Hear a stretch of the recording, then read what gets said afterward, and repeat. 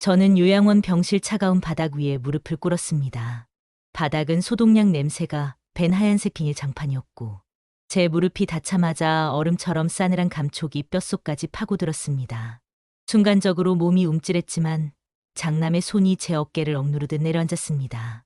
돈도 없는 게 무슨 효도냐? 네가 부모 앞에서 무릎을 꿇어야지. 네 꼴을 네가 알아야 돼. 장남의 목소리는 낮지도 높지도 않았습니다. 그러나 병실 구석구석에 메아리치듯 번졌습니다. 환자들이 누워있는 침대마다, 간병인들이 앉아있는 의자마다 그 목소리가 스며들었습니다.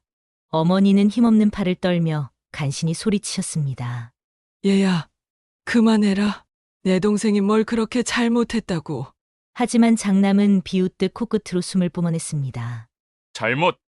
부모 간병비도 못 내는 게 자식이야? 무릎 꿇고 빌어야지. 돈 없는 건 죄다.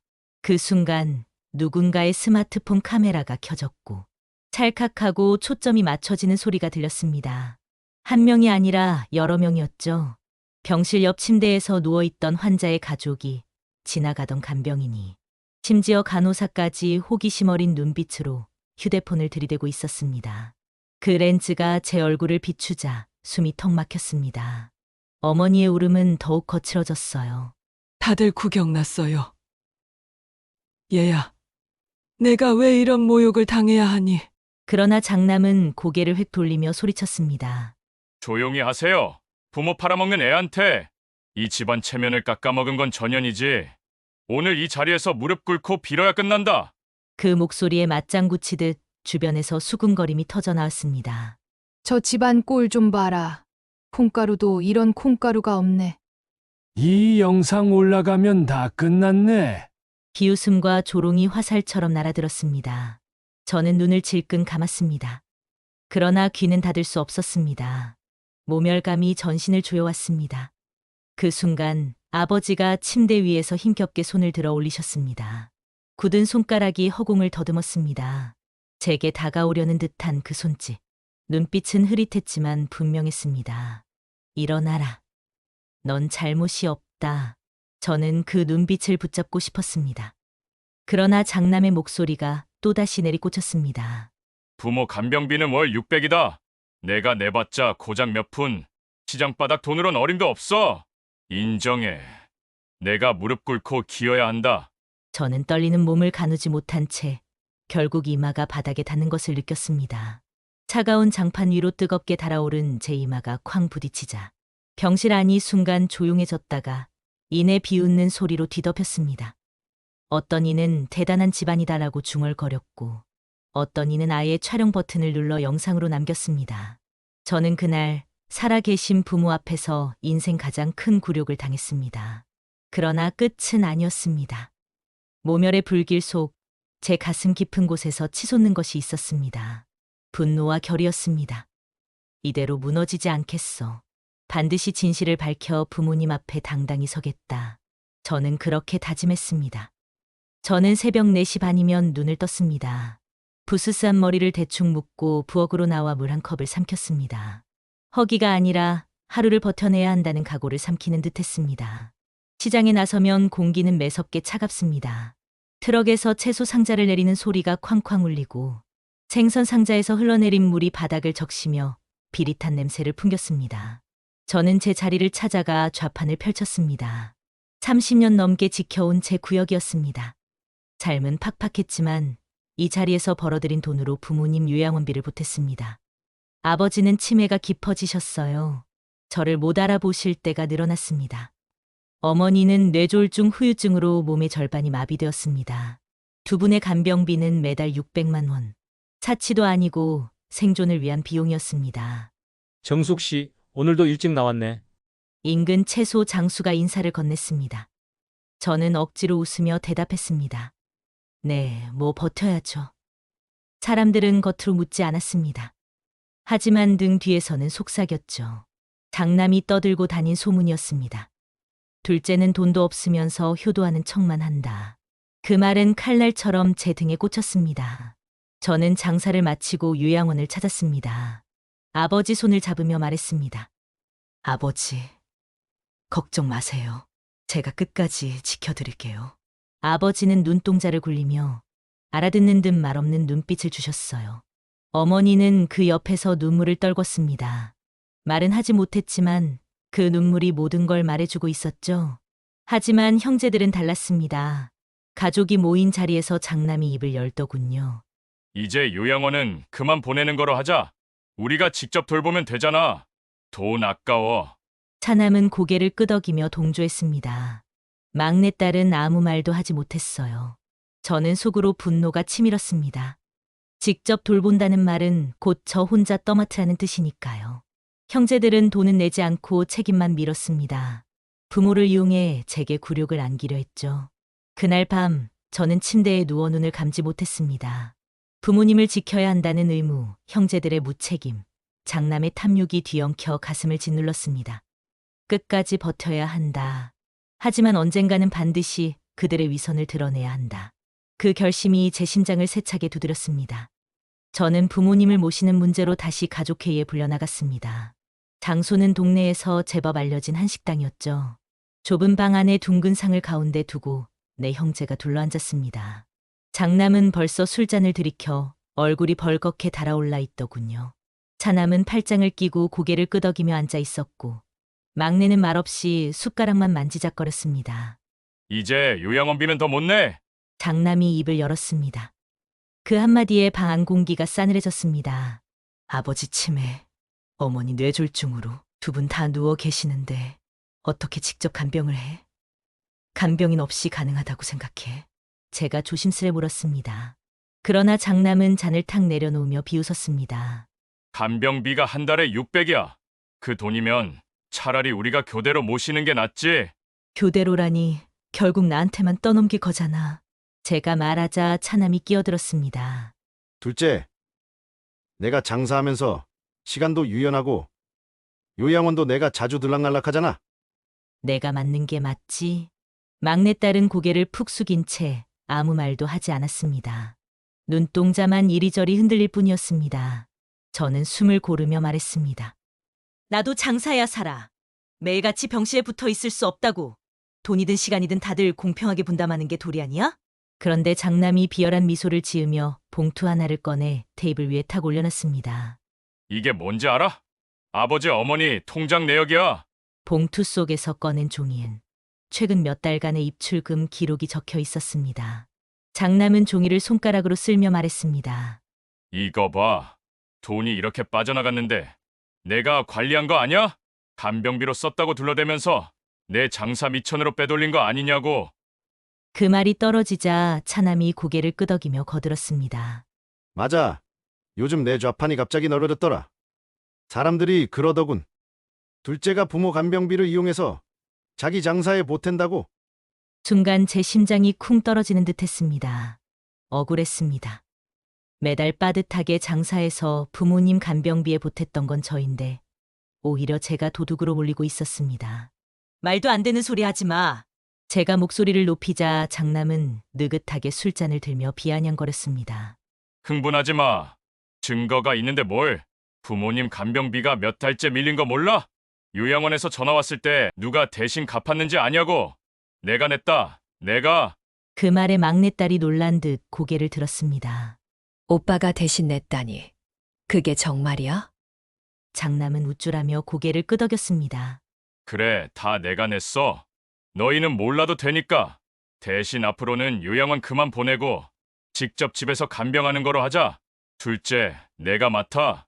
너밖에 할 사람 없어. 방 안이 정적에 휩싸였습니다.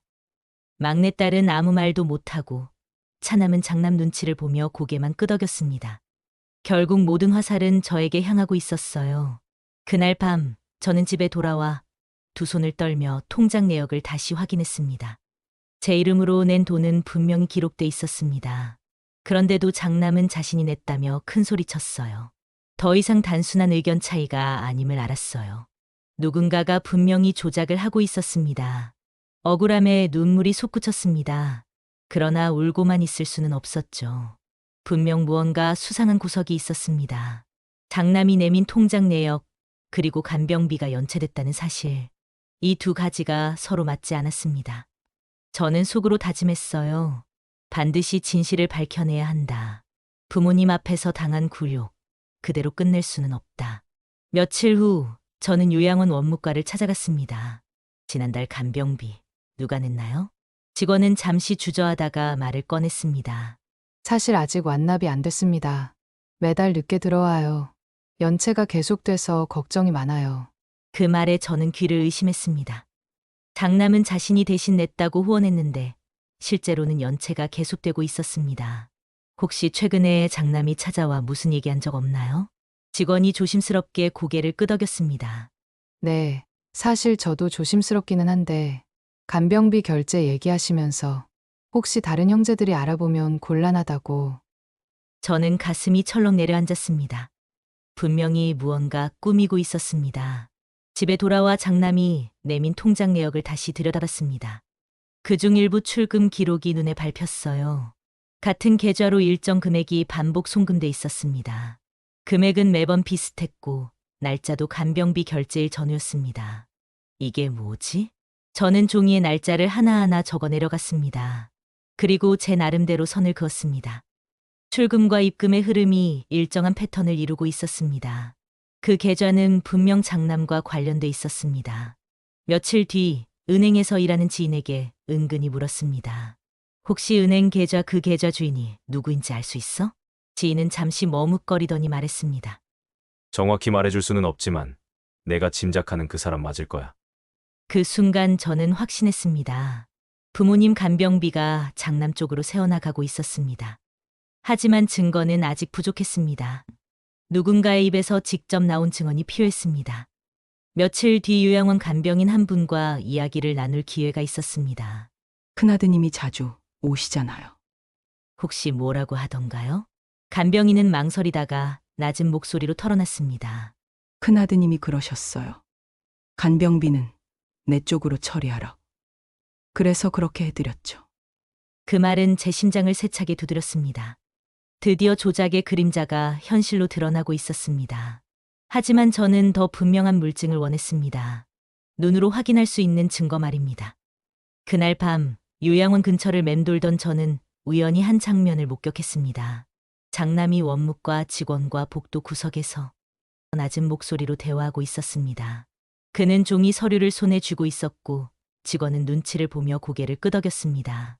멀리서 그 모습을 지켜보며 저는 손에 땀이 흥건히 배어나왔습니다. 이제 확실하다. 뭔가 꾸미고 있다. 제 마음은 분노와 두려움 사이에서 흔들렸습니다. 그러나 분명해졌습니다. 이건 단순한 가족 갈등이 아니야. 의도적으로 부모 간병비를 빼돌린 범죄다.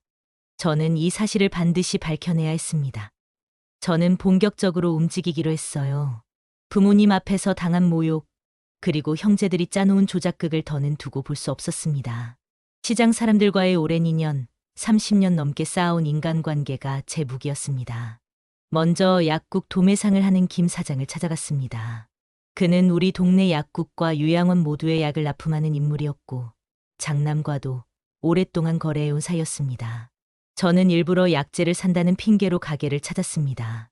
사장님, 요양원 약품은 어떻게 들어가는 거예요? 제가 넌지시 묻자 김 사장은 미간을 찌푸렸습니다. 왜 갑자기 그런 걸? 혹시 무슨 일 있으신가요? 저희 부모님이 요양원에 계셔서요. 혹시 저희 집 장남이 뭔가 실수를 한 건 없나 싶어서.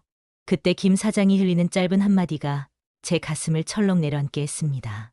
큰아드님이 요양원비 문제로 현금 결제를 요구하던데 이상하다고 생각했죠? 보통은 카드 결제나 계좌 이체로 처리하거든요. 현금. 바로 그 단어가 걸렸습니다. 형제들 몰래 자기 쪽으로 돈을 돌리려면 기록이 남는 이체 대신 현금을 고집할 수밖에 없었을 겁니다. 저는 다음 날엔 약품 운송기사에게 다가갔습니다. 새벽마다 요양원으로 약품을 실어 나르는 사람입니다. 기사님, 요즘 요양원으로 들어가는 약품 많죠? 기사는 담배를 문 채 말했습니다. 많긴 한데 이상해요. 멀쩡한 약을 주문해 놓고 유통기한 얼마 안 남은 것만 가져가라고 할 때가 있어요.